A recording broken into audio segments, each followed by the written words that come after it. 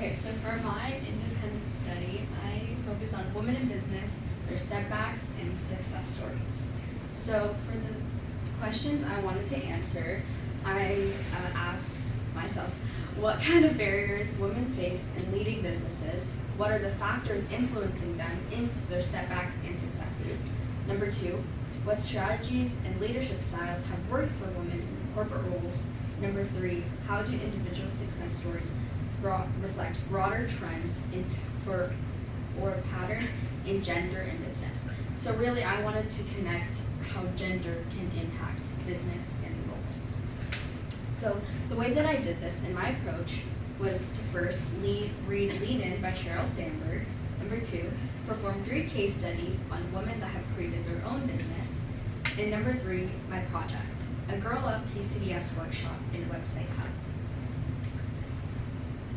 So first, Lean In by Sheryl Sandberg breaks down how girls grow up learning to doubt themselves, while workplaces also treat men and women differently, which makes most women hold back even if they're fully capable. This is called the ambition gap. Sandberg argues we need to push past the fear, support women at home and in the workplace.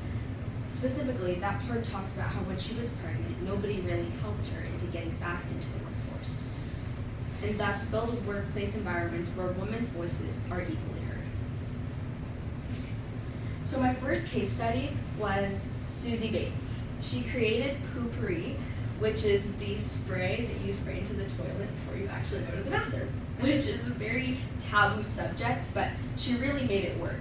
She grew up facing poverty, sexual assault, and just overall a lot of trauma, but she channeled it all into entrepreneurship and eventually created Poopery. By trusting her intuition, she refused to compromise her brand in taking on risks for products. She built a company worth millions of dollars and became one of the most influential self-made founders. She's also a case study for her marketing, which was very, very popular when she launched Poopery. My second case study is Candace Nelson. She created Sprinkles Cupcakes. She first was in investment banking and then transferred to pastry school, which is a very big jump. She used her experience of business training and creativity to launch Sprinkles, the first modern cupcake bakery. She paid close attention to her audience and built a brand that felt fresh. Ultimately, she created a single bakery into a nationally recognized company.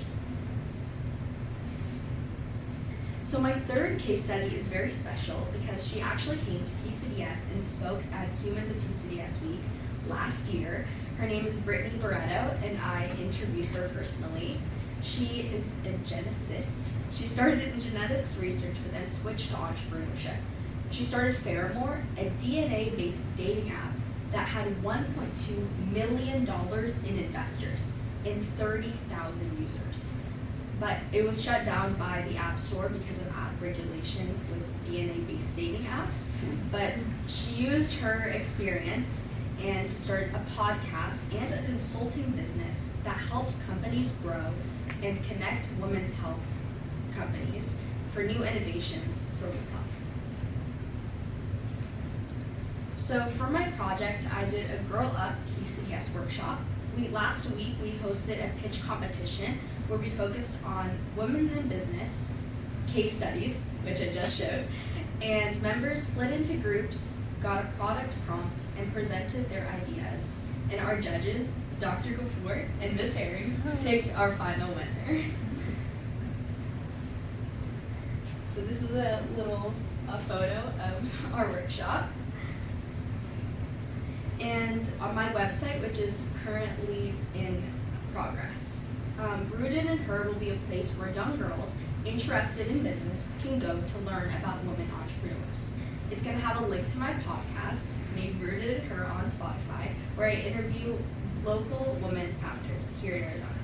It's going to have lessons from interviews and from Lean In, from my chapter summaries, and a whole guide of how to start your own business. So why should we even learn about women in business? It shows that women are leaders, innovators, and founders. According to Forbes, women-owned businesses receive receive far less funding than male-led businesses and are underrepresented in leadership roles. It affects jobs, pay, and opportunities, but with equal experience, women are still less likely to be promoted or hired into executive positions. Studying women entrepreneurs helps us understand how we can close these gaps, challenge social norms, and create more equitable workspaces. Thank you.